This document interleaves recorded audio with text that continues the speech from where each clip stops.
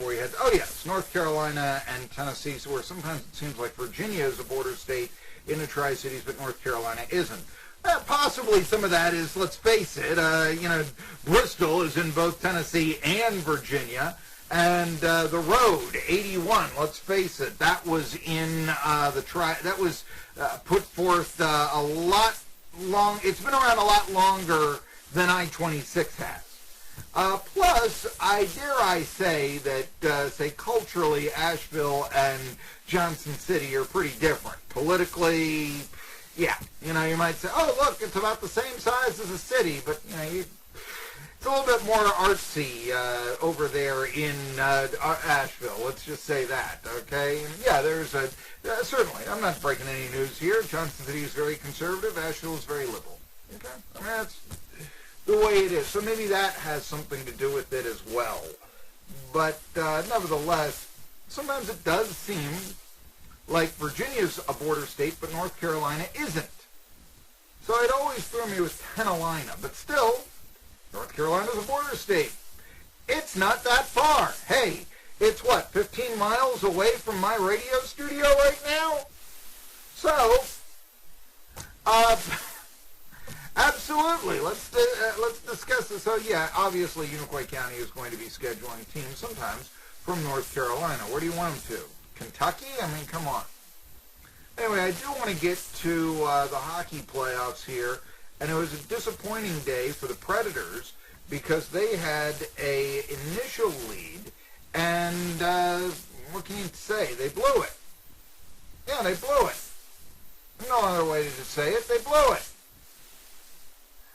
The big star for the Dallas Stars was Miro Heiskanen, and he tied the game up early on with this goal. How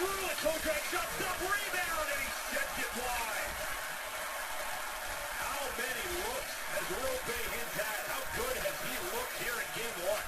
Heiskanen a shot, he scores! Power play goal, and the Stars have tied it up at one.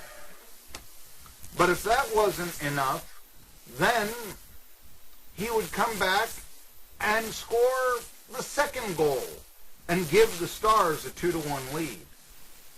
Towards the line, held by Klingberg. Finds Heiskanen, a shot, that one scored! Heiskanen did it again, and the Stars have the lead. Well, in doing that, here's the thing that I know Alex Doherty of A to Z Sports Nashville is really critical about.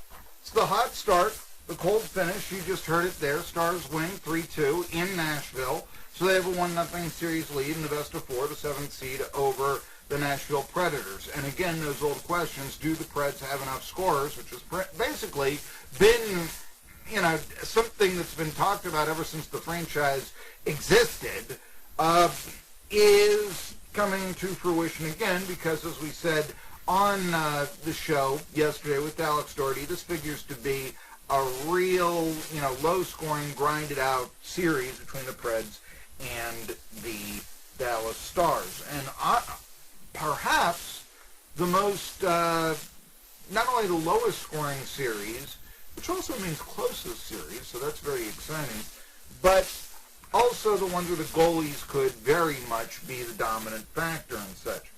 But the head coach of the Nashville Predators, Peter Laviolette, mentioned something that Doherty is really critical of, and I cannot blame him. They were quicker than us. Why is that?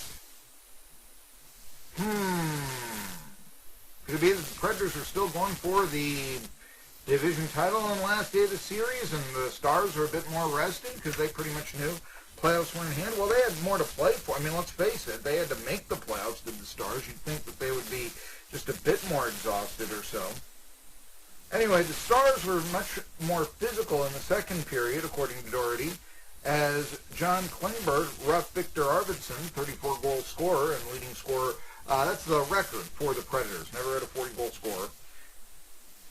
about midway through the period, and that started a big scrum. Remember during the Stanley Cup playoffs a couple of years ago how Sidney Crosby taking it to PK Subban in, I believe it was the 5th game, really turned that series around, in my opinion.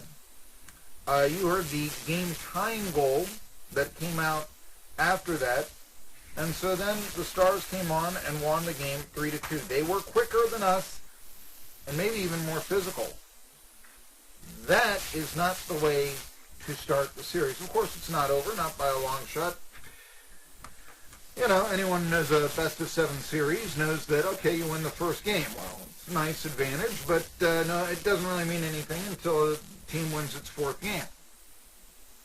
Anyway, though, disappointing way for the Stars to begin their playoff series.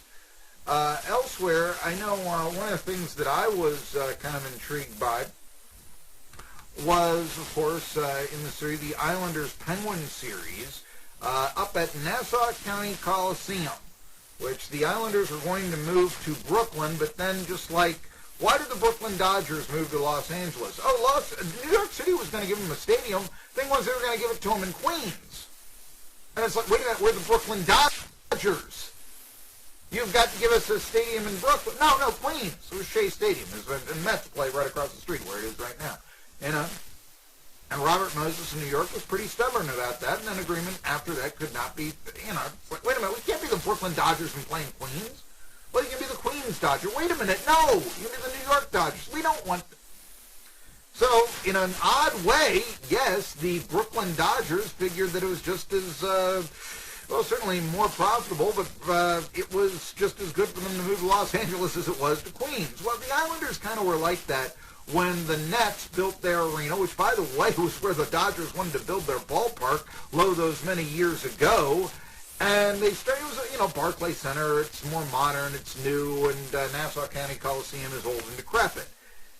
But they're the New York Islanders. They're Long Island's team. They're not Brooklyn's team. Then you call yourself the Brooklyn Islanders. You could probably get away with Manhattan Islanders, but yeah, you know. Anyway, and yeah, there's already a team in Manhattan, you know, so it's not going to happen. So they're now playing at the series in Nassau County Coliseum. They're now saying, you know what, maybe we ought to play with the same old venue that we won 4 Stanley Cups in. And moments like this occur when that happens. So Letang over the outer line, down the slot, overskated the puck, barely picked it up, flipped it ahead for Matt Barzell. 2-on-1 with Everly into the Penguins zone, left circle. Barzell all alone in front. They shoot the scores! The Islanders win it in overtime! Josh Bailey knocked it in! And New York wins it 4-3 to take game 1! Bailey is the most tenured Islander. No, he doesn't go back to Mike Bossy, but he's been around for 11 years. And so he gets the game winner. Chris Letang tried to go 1-on-3, turned the puck over in OT. That was the killer after the Penguins had tied it late. Anyway, talk a little more hockey, playoffs, and the Masters when we return.